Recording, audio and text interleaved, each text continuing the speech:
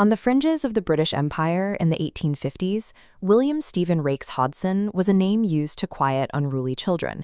He earned his reputation during the 1857 Indian Rebellion, where he tracked down and captured the last Mughal emperor, the King of Delhi. But while India knew him as a ruthless partisan leader, the public back in England mourned him as the ultimate paragon of Christian chivalry. This legacy was cemented by a single book, 12 Years of a Soldier's Life in India. The gap between Hodson's brutal reality and saintly reputation is a deliberate literary construction. He didn't write this account. It's a posthumous collection, curated by his brother, a reverend. The preface reads as a defensive strategy, attempting to rehabilitate a career defined by frontier violence into the life of a gentleman. The brother even anticipates the skepticism of his readers, explicitly defending against the charge that he is inflating the grandeur and nobleness of his subject. By deconstructing this 19th century text, we can see exactly how a violent colonial soldier is transformed into an immortal knight. The image building begins with a focus on Hodson's youth, rooting his future authority in early physical dominance.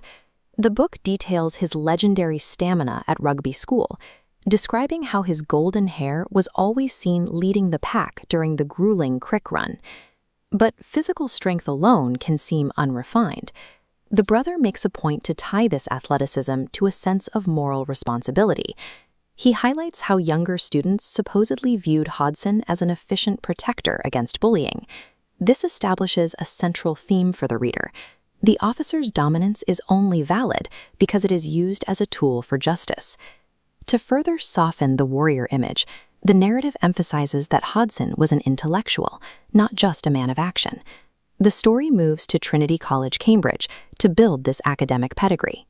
The brother notes Hodson's considerable acquaintance with and taste for classical and general literature. This intellectual background leads directly to endorsements from high-ranking officers, like Major General Napier, who praised his ability and zeal from the very start.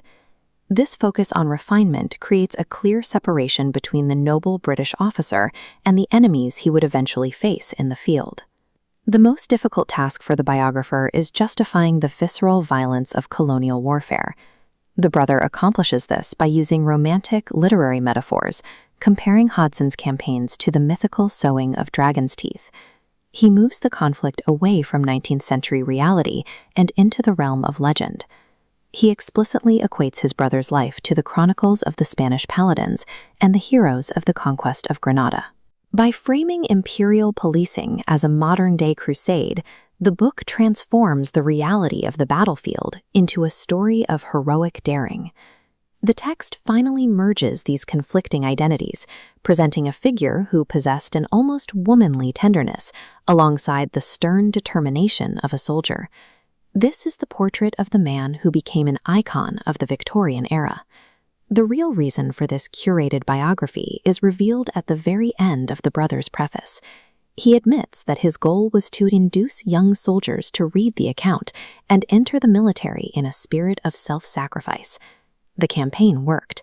Hodson became a hero to a generation of young men back in England, providing a human face for the imperial project.